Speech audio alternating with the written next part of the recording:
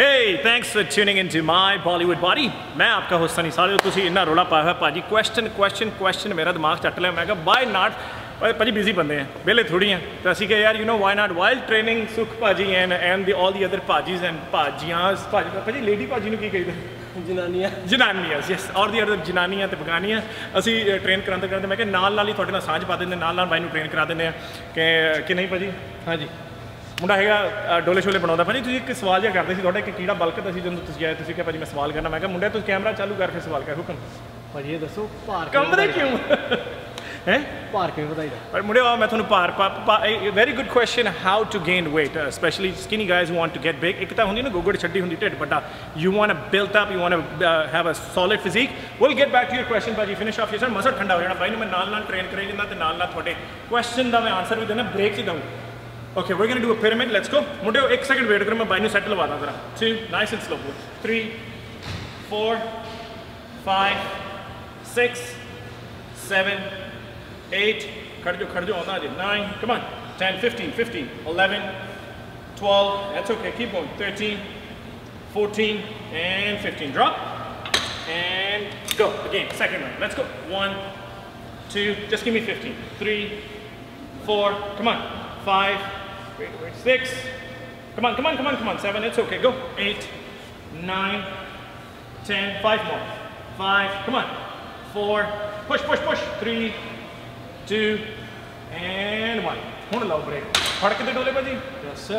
Idna bhar bhai so guys how do we gain weight? Bhaji ne sawal kita it's a very common question sanu bahut idna di emails te message aunde hai ki yaar bhar kidam bhaida number 1 you need to understand bhar badhaun ਲਈ you have to work out ਜਿੱਦਾਂ ਸੁਖ ਭਾਜੀ ਮਿਹਨਤ ਕਲਾਉਂਦੇ gym ਦੇ ਅੰਦਰ ਉਦਾਂ ਹੀ ਟੀਕਿਆਂ ਦੇ ਨਾਲ ਭਾਰ ਨਹੀਂ ਵੱਧਦਾ that's ਪੁੱਠੇ ਡਰਾਮੇ unless and until you push weights. So what happens when you push weight? When you go to the gym and you start lifting weights, this is your muscle. ਤੁਹਾਡੇ muscle ਜਿਹੜੇ ਹੈਗੇ ਟੁੱਟਦੇ ਆ when the muscles break ਤੁਸੀਂ ਉਹਨੂੰ proper nutrition ਦਿੰਦੇ muscles grow ਹੁੰਦੇ ਆ in order to gain weight there are essential things that you need to put in your body.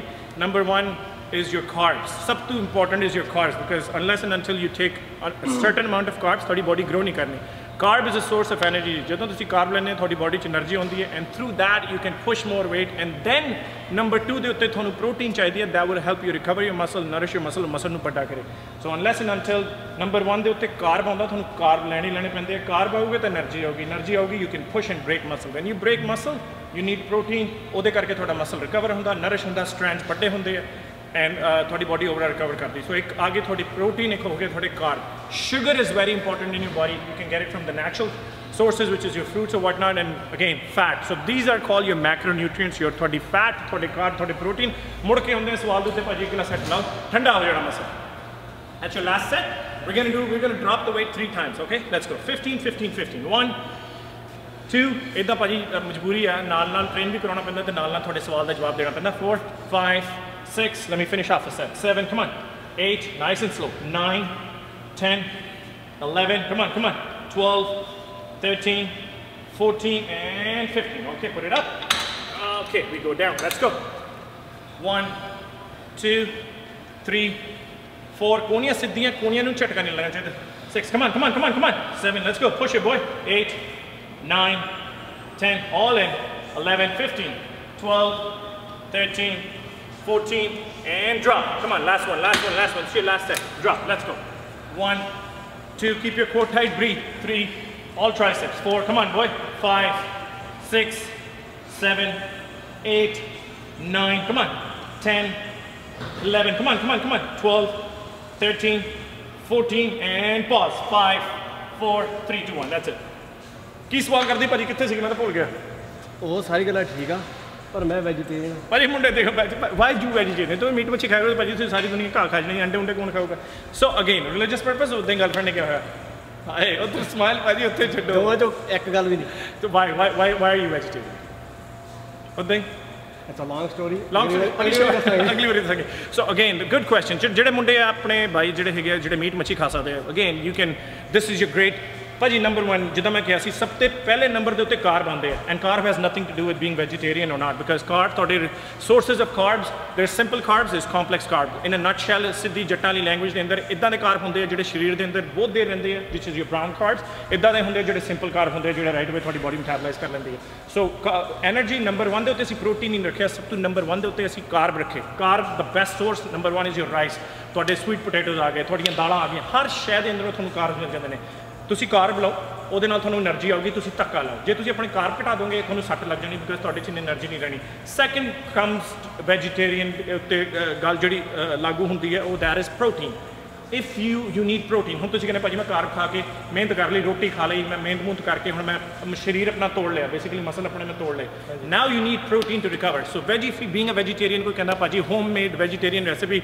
ਬਾਬਾ ਜੀ ਕਾ ਠੁੱਲੂ there is no such thing as being a vegetarian you have limited sources I would based on my ਆਪਣੇ 10-12 ਸਾਲ ਦੇ experience ਦੇ ਅੰਦਰ I would tell you highly to go on protein powders because that's the fastest way to get protein into your body on an average ਇੱਕ protein scoop ਦੇ ਅੰਦਰ 25 ਤੋਂ 30 gram ਤੁਹਾਨੂੰ ਪ੍ਰੋਟੀਨ ਮਿਲਦੀ ਹੈ which is pure no fat no carb no sugar ਸਿੱਧੀ protein ਸਰੀਰ 'ਚ ਜਾਂਦੀ ਹੈ ਪਰ ਜੇ ਤੁਸੀਂ ਇੱਦਾਂ ਦੀ ਕੰਟਰੀ 'ਚ ਰਹਿੰਦੇ ਆ ਜਾਂ ਆਪਣੇ ਬਾਈ ਜਿਹੜੇ ਪਿੰਡਾਂ 'ਚ ਰਹਿੰਦੇ ਆ who can't seem to afford protein shakes even ਬਾਹਰ ਦੀ ਕੰਟਰੀ 'ਚ if you can't afford to have protein shake then ਤੁਹਾਡੇ sources ਬਹੁਤ ਘੱਟ ਜਾਂਦੇ ਆ ਕਿਉਂਕਿ ਕਹਿੰਦੇ ਭਾਜੀ ਦਾਲਾਂ ਨੂੰ ਔਰ Brussels sprouts and this sprouts and that sprout ਭਾਜੀ ਉਹ ਤਾਂ ਲੱਸੀ ਦੇ ਅੰਦਰ ਜਾਂ ਦਹੀਂ ਦੇ ਅੰਦਰ ਇੱਕ ਬਾਲ ਕਰਾ ਦਿਓ ਇੱਦਾਂ ਦੀ ਗੱਲ ਹੈ ਕਿ you look at the ratio carb versus protein then your sources goes towards your cottages this is paneer ho gaya dudh de andar again that's your carbs your fat your protein and these kind of sources because or your soya aa gaya thoda quinoa aa gaya lentils aa gayiyan but at the end of the day you need to supplement your body being a vegetarian your number 1 source is whey protein whey jehda hega oh dudh chon nikalda